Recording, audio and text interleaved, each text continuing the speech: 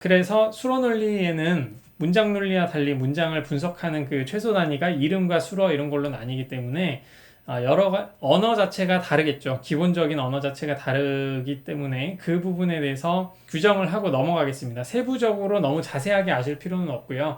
문장 논리와는 다르게 이름이라는 게 있고 변항이라는 것도 있고 수어라는 것도 있고, 그리고 수어의 그 변항이라는 부분을 대명사처럼 이렇게 묶어주는 양화사 표현이라는 게 있다고 했죠. 그래서 첫 번째로 이름이라는 게 있는데, 이름이라고 하는 거는 기본적으로 여기는 C만 이렇게 적었었는데 A, B, C, D를 다 이름으로 이렇게 사용을 하는 겁니다. 그리고 여기 밑에 보시면은 좀 헷갈리실 수 있겠지만 함수 기호라는 것들도 이제 적형식을 하면서 얘기를 할 텐데, 여기서는 구조가 어떤 식으로 되냐면 이제 항이라고 해가지고 텀이라는 것들을 규정하고, 그 다음에 식이라고 하는 거, 포뮬라라고 하는 것들을 규정을 하거든요.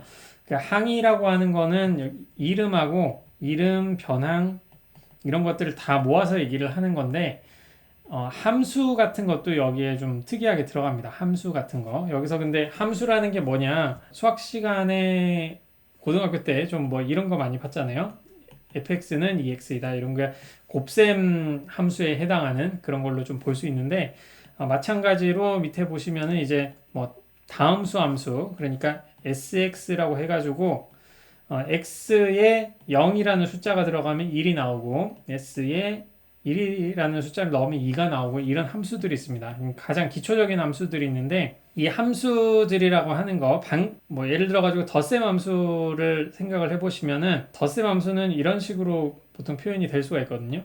그러니까 x 플러스 y는 z를 이런 식으로 적는 거예요. 이런 식으로 적는 건데, 여기에 동일성 기호 이 꼴이 빠진 이 부분만 이렇게 얘기를 하시면은 f 플러스 2, 3 이런 식으로 적는다 치죠. 이러면은 2 더하기 3을 표현한 거하고 동일하거든요.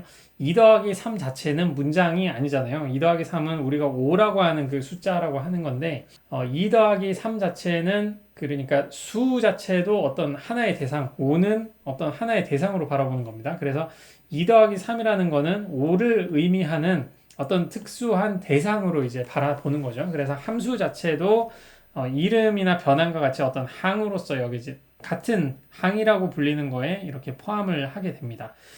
그래서 함수라는 것도 식이나 문장이라고 할 수 없는 거고요. 그런데 만약에 이런 식으로 적는다.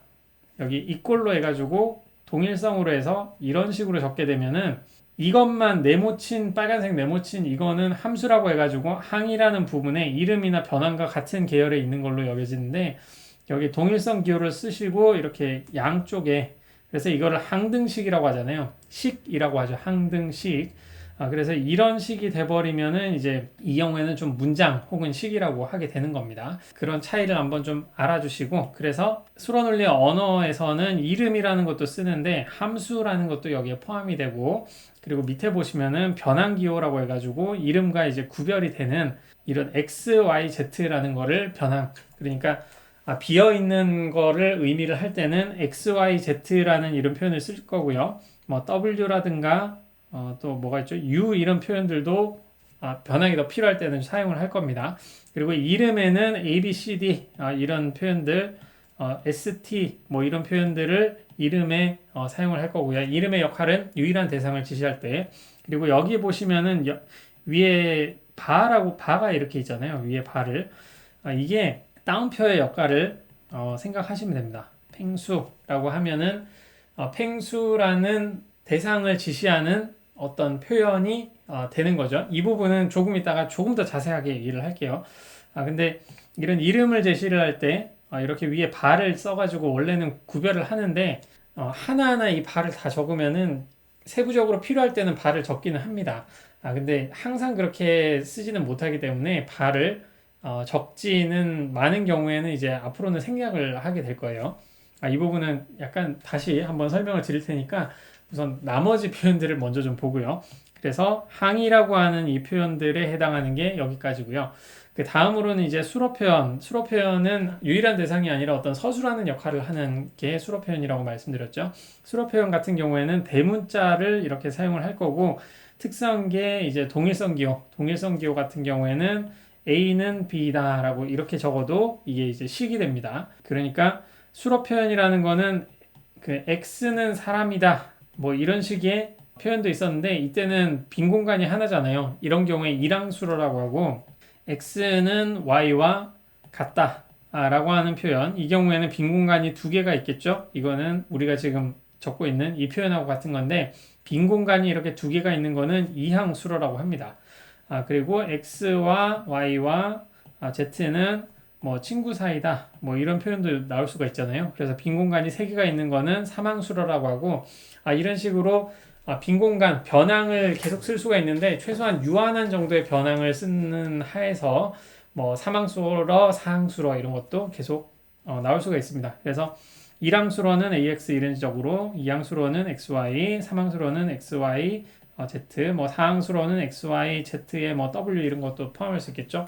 여기에 이런 식으로 네 개씩 이런 식으로 쓸 수 있고요. 다음으로 우리가 지금까지 썼던 논리 연결사를 다 사용을 할 수가 있고요.